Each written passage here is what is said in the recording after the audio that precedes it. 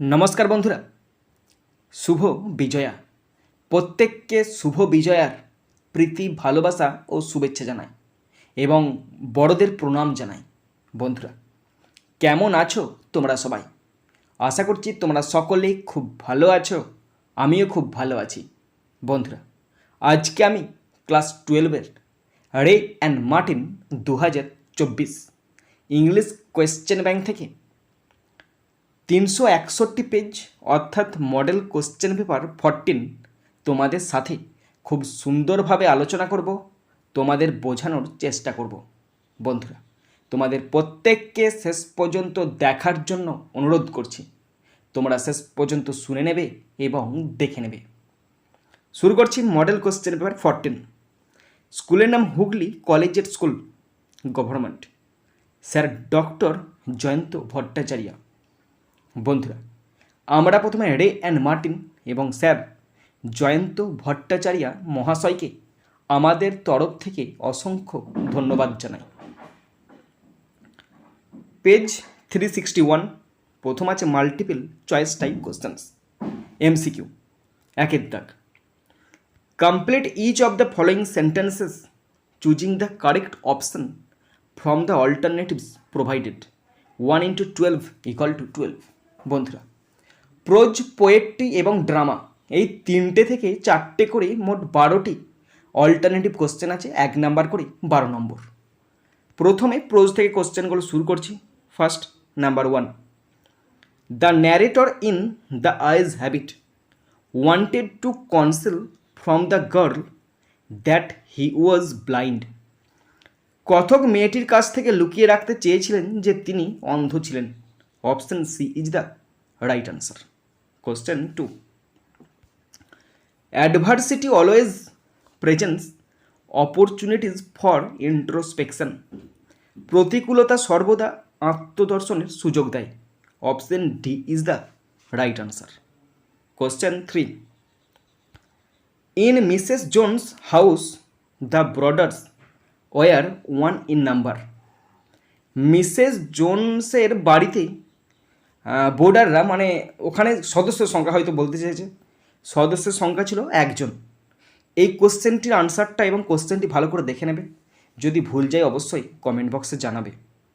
Number 4, the hermit was known all over the kingdom for his wisdom.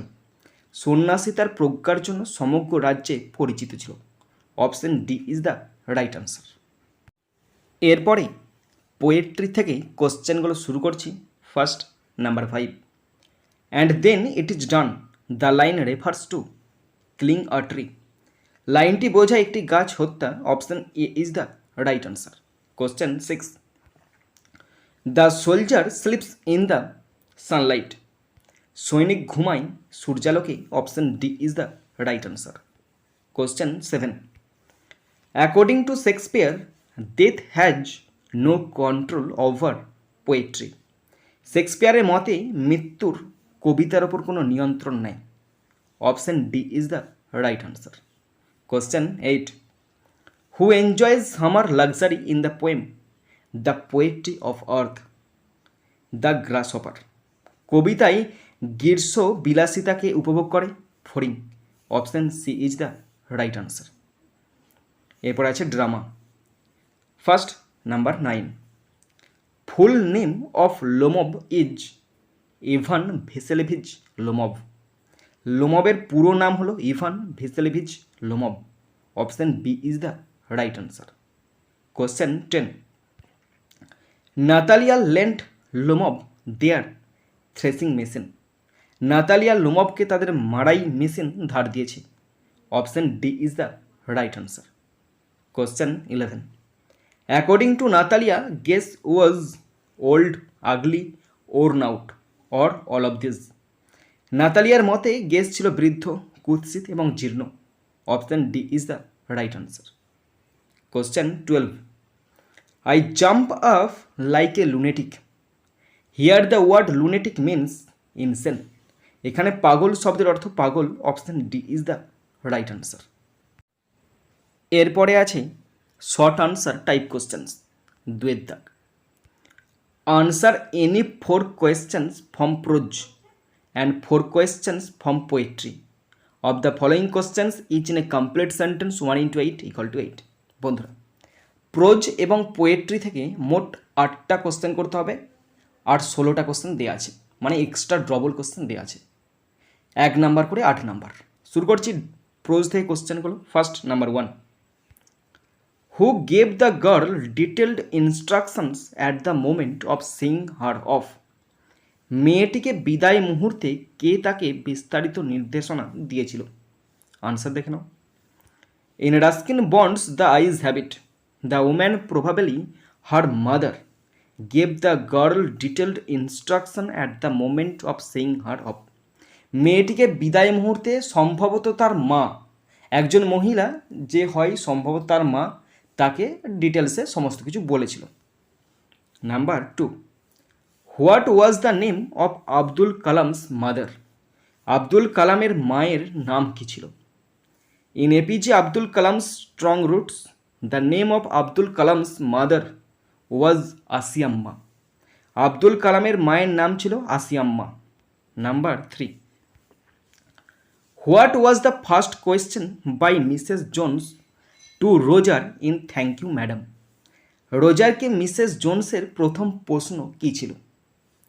In Langston Hughes thank you madam, Mrs Jones first asked Roger if he was not ashamed of himself. Mrs Jones প্রথমে রোজারকে জিজ্ঞাসা করেছিল যে সে নিজের জন্য লজ্জিত কিনা। Number 4, what did the tsar give the wounded man after he revived? Tsar পুনর্জীবিত হওয়ার পর আহত ব্যক্তিকে কী দিয়েছিলেন?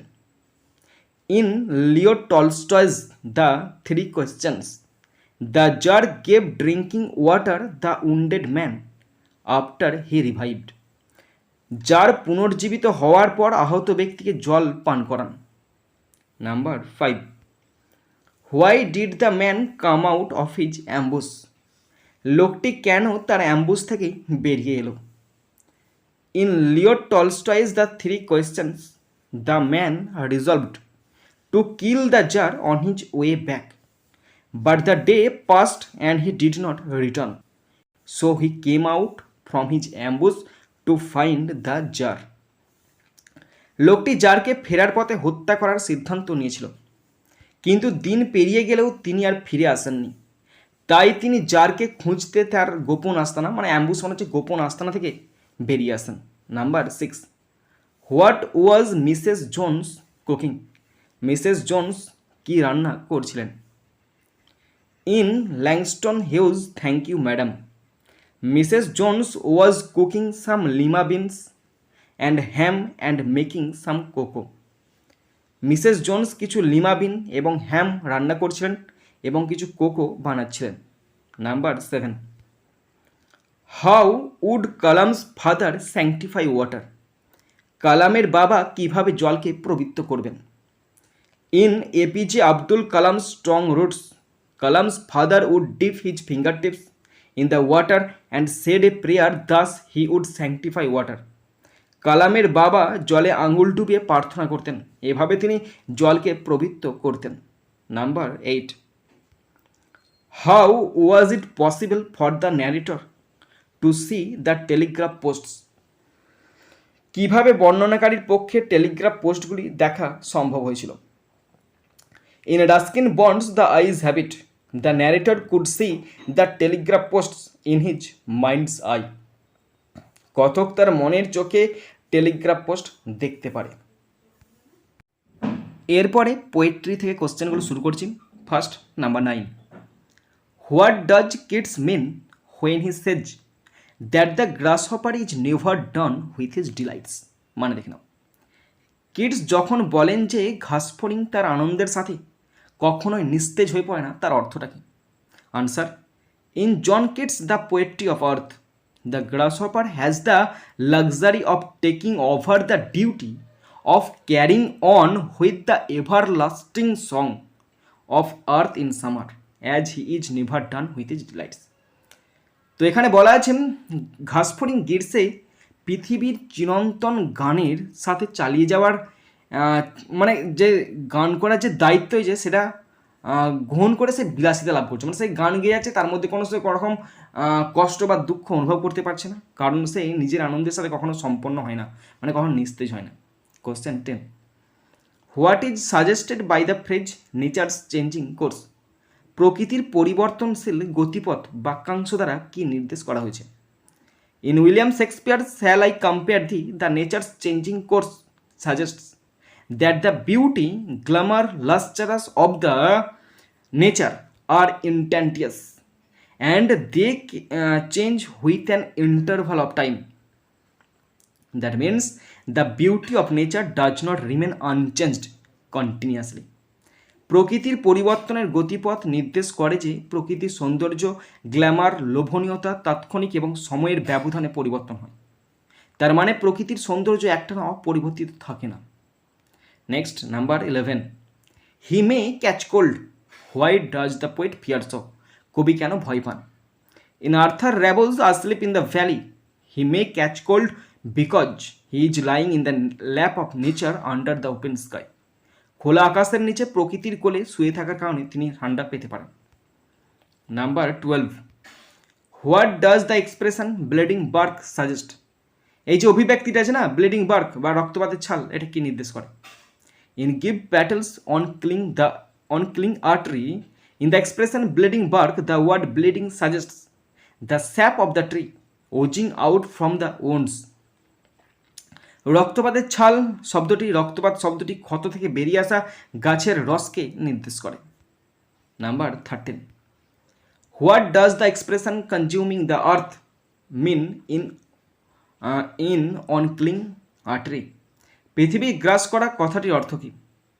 In Gieve Patel's on killing a tree, the expression consuming the earth means the growth of a tree drawing vital nutrients from the earth. পৃথিবীর গ্রাস করা অভিব্যক্তির অর্থ হলো একটি গাছের বৃদ্ধি যা পৃথিবী থেকে গুরুত্বপূর্ণ পুষ্টি আহরণ করে। Number 14, where are the feet of the soldier? সৈনিকের পা কোথায়?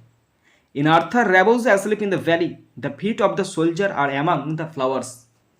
সৈনিকের পা ফুলের মধ্যে রয়েছে। Number 15, whom does Shakespeare address in the sonnet shall I compare thee to a summer's day? Sonnet, এই যে সনেটটা আছে না, shall I compare thee with a summer's day, এই সনেটে কবি কাকে সম্বোধন করেছেন? Shakespeare addresses a young man in the sonnet shall I compare thee to a summer's day. এই কবিতায় তিনি একজন যুবক মানুষকে সম্বোধন করেছেন। Number 16, what does stove mean in the poetry of earth? কবিতায় চুলা শব্দটি কী বোঝায়? The word stove means fireplace or hearth in the poetry of earth. চুলা শব্দের অর্থ চুলা বা আগুনের স্থান, এখানে স্টোভ বলতে আগুনের স্থান মানে হার্থ অথবা ফায়ার প্লেস। বন্ধুরা, এরপরে আছে গ্রামার, 4 দাগের এ। Do as directed 1 × 6 = 6। 6টা গ্রামার আছে, 1 নাম্বার করে 6 নম্বর। Number 1, out of its leprous hide sprout leaves. এই যে এখানে লেপ্রস, এইটাকে নাউন ফর্মে আনতে বলেছেন। ওকে, অ্যাডজেক্টিভ ফর্মে আছে, নাউন ফর্মে আনতে বলেছে। মানে হলো এর কুষ্ঠ থেকে অঙ্কুরিত পাতা লুকিয়ে থাকে। তো এই আনসার করেছি আমি, out of its hide sprout leaves like leprosy. এরকম অদ্ভুত একটা আনসার করে দিয়েছি, যদি ভুল হয় অবশ্যই বলবে কিন্তু তোমরা। এর মানে হলো এর আড়াল থেকে কুষ্ঠ রোগের মতো পাতা বের হয়। Number 2, the humming insects do not disturb his rest. Complex সেন্টেন্সে চেঞ্জ করতে দিয়েছে, মানে হলো গুঞ্জন পোকা তার বিশ্রামে ব্যাঘাত ঘটায় না। The insects that are humming do not disturb his rest. যে পোকাগুলো গুনগুন করছে তার বিশ্রামে ব্যাঘাত ঘটায় না। Number 3, we will soon be at your station I said. Narration change করতে দিয়েছে, অ্যাসার্টিভ সেন্টেন্সে আছে, মানে হলো আমরা শীঘ্রই আপনার স্টেশনে আসবো, আমি বললাম। আনসার হবে, I said that we would soon be at her station. আমি বললাম যে আমরা শীঘ্রই তার স্টেশনে থাকবো। Number 4, they look for someone to help them. Voice change করতে দিচ্ছে, মানে হলো তারা তাদের সাহায্য করার জন্য কাউকে খোঁজে। Answer, someone is looked for to help them by them. তাদের সাহায্য করার জন্য কাউকে খোঁজা হয়। Number 5, I also remember people visiting our home to offer thanks after being cured. এটা স্প্লিট করতে দিয়েছে, দুটো সেন্টেন্সে ভাঙতে দিয়েছে। মানে হলো, আমার মনে আছে মানুষ সুস্থ হওয়ার পর ধন্যবাদ জানাতে আমাদের বাড়িতে এসেছিলেন। আনসার দেখে নাও। I remember people visiting our home, they offer thanks for being cured. আমার মনে আছে মানুষ আমাদের বাড়িতে বেড়াতে এসেছে, তারা সুস্থ হওয়ার জন্য ধন্যবাদ জানাতে। Number 6, the blood would not stop flowing. এটা অ্যাফার্মেটিভ সেন্টেন্সে করতে দিয়েছে। মানে হলো রক্ত প্রবাহ বন্ধ হবে না। তার মানে কি, the blood would start flowing, রক্ত বইতে শুরু করবে। বন্ধুরা, এখানে এরপরে বিয়ের দাগের fill in the blanks with articles and prepositions দিয়ে পূরণ করতে দিয়েছেন। 6টা আছে, হাফ করে 3 নাম্বার। তো পড়ছি, দেখে নাও। The train gathered speed, the wheels took up their song, the carriage groaned and shook, I found the window and sat in front of it, staring into the daylight that was darkness for me. ওকে, তো মানেটা দেখে নাও। ট্রেনের গতি বাড়লো, চাকাগুলো তাদের গান ধরলো, গাড়িটি কাঁপছে এবং কেঁপে উঠলো। আমি জানালাটি খুঁজে পেলাম এবং এর সামনে বসে রইলাম। দিনের আলোর দিকে তাকালাম, যা আমার জন্য অন্ধকার ছিল। এবার সেন্টেন্স কারেকশন আছে, একটি আছে। 1 number, she told how all kind of women came in and out. তিনি বলেন কিভাবে সব ধরনের মহিলা ভিতরে এবং বাইরে আসে। এখানে এইটা ভুল আছে, কাইন্ড অফ ওমেনটা ভুল আছে। এখানে হবে কাইন্ডস অফ ওমেন। কাইন্ডস মানে প্রকার বা রকম, এইটা হবে। ওকে, এরপরে আছে আনসিন। খুব সুন্দর সহজ ছোট্ট পরে একটা আনসিন দিয়ে আছে ওয়ার্ডসওয়ার্থের জীবনের ওপরে। তো পুরো আনসিনটার বাংলা মানেটা আমি তোমাদের পড়ে শোনাচ্ছি, তোমরা শুনে নাও। বন্ধুরা, পুরো আনসিনটার বাংলা মানেটা আমি তোমাদের পড়ে শোনাচ্ছি, তোমরা শুনে নাও। One of the greatest poets of all ages in the history of English literature, William Wordsworth, had a long and fruitful life, April 7, 1770 and April 23, 1850। মানে এগুলো জন্মসাল এবং মৃত্যুসাল। ইংরাজি সাহিত্যের ইতিহাসে সকল যুগের সর্বশ্রেষ্ঠ কবিদের একজন উইলিয়াম ওয়ার্ডসওয়ার্থের জীবন দীর্ঘ এবং ফলপ্রসূ ছিল। He was born at Cockermouth, Cumberland. তিনি কাম্বারল্যান্ডের ককারমাউথে জন্মগ্রহণ করেন। He graduated in 1791। তিনি 1791 সালে স্নাতক পাস হন। He had already experienced a walking tour in France and Switzerland and paid a second visit to France in late 1791। তিনি ইতিমধ্যে ফ্রান্স এবং সুইজারল্যান্ডে হাঁটার অভিজ্ঞতা লাভ করেছিলেন এবং 1791 সালের শেষের দিকে ফ্রান্সে দ্বিতীয়বার সফর করেছিলেন।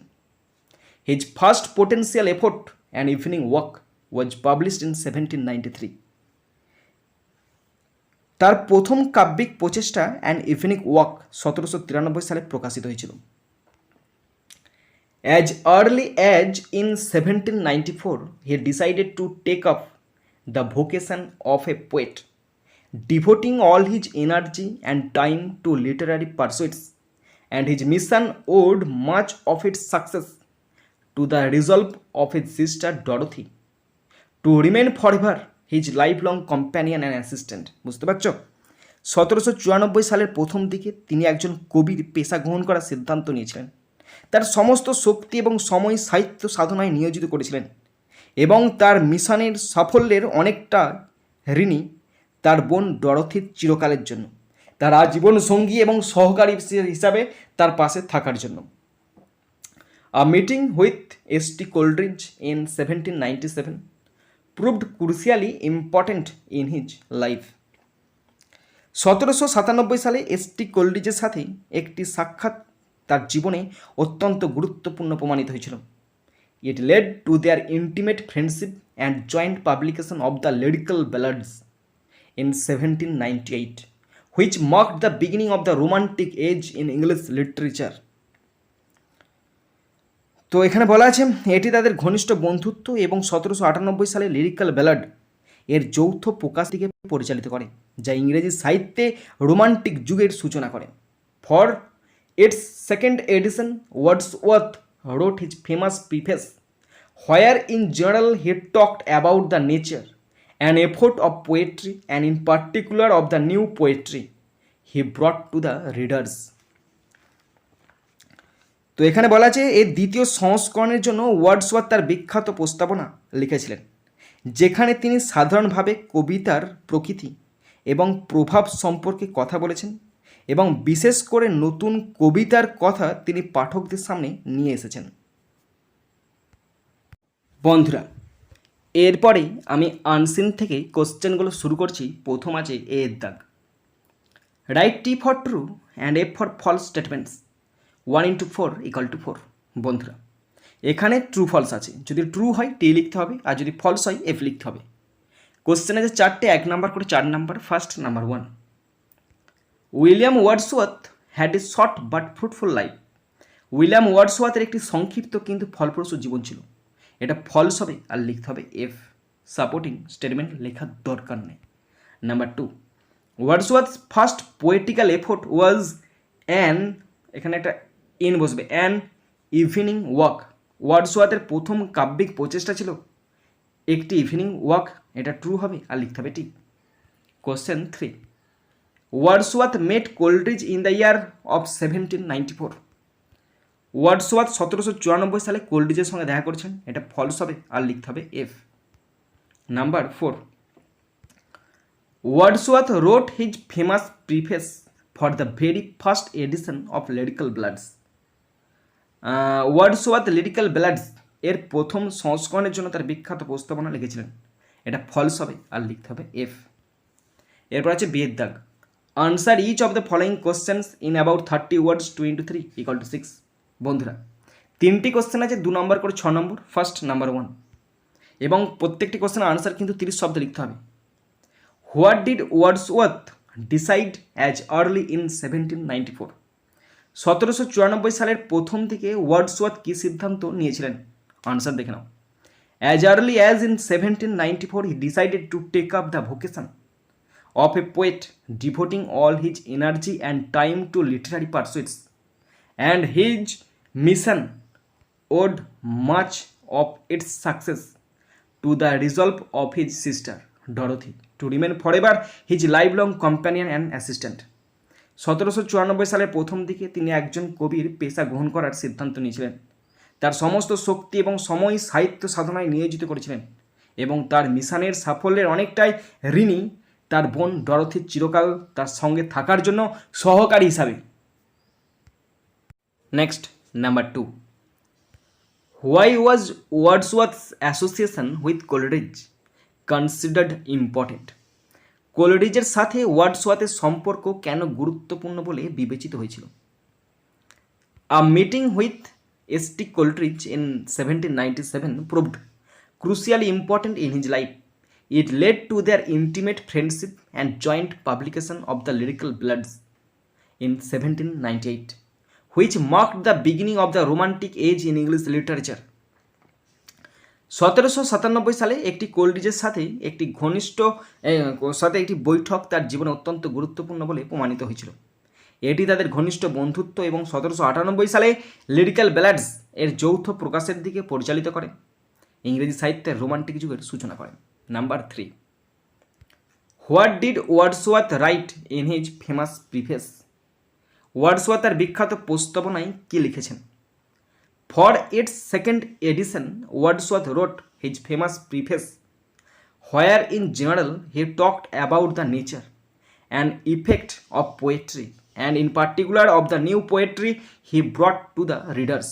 মানে দেখে নাও, এর দ্বিতীয় সংস্করণের জন্য ওয়ার্ডসওয়ার্থ তার বিখ্যাত প্রস্তাবনা লিখেছিলেন, যেখানে তিনি সাধারণভাবে কবিতার প্রকৃতি এবং প্রভাব সম্পর্কে কথা বলেছেন এবং বিশেষ করে নতুন কবিতার কথা তিনি পাঠকদের কাছে নিয়ে এসেছেন। বন্ধুরা, শেষ পর্যন্ত দেখার পর যদি শিখতে পারো, জানতে পারো, কাজে লাগে, অবশ্যই একটা লাইক করে জানাবে। যদি কিছু বলার থাকে অবশ্যই কমেন্ট বক্সে কমেন্ট করে জানাবে। যদি ভালো লাগে অবশ্যই সাবস্ক্রাইব করবে, আর সাবস্ক্রাইব করলে অবশ্যই বেল বাটনটি প্রেস করে দেবে। আর যদি ভালো লাগে অবশ্যই শেয়ার করে দেবে, যাতে করে প্রত্যেকে দেখার সুযোগ পায়। বন্ধুরা, এখানেই শেষ করছি ভিডিওটি। সুন্দর থাকবে, সুস্থ থাকবে, টেক কেয়ার, থ্যাংক ইউ, জয় হিন্দ, বন্দে মাতরম।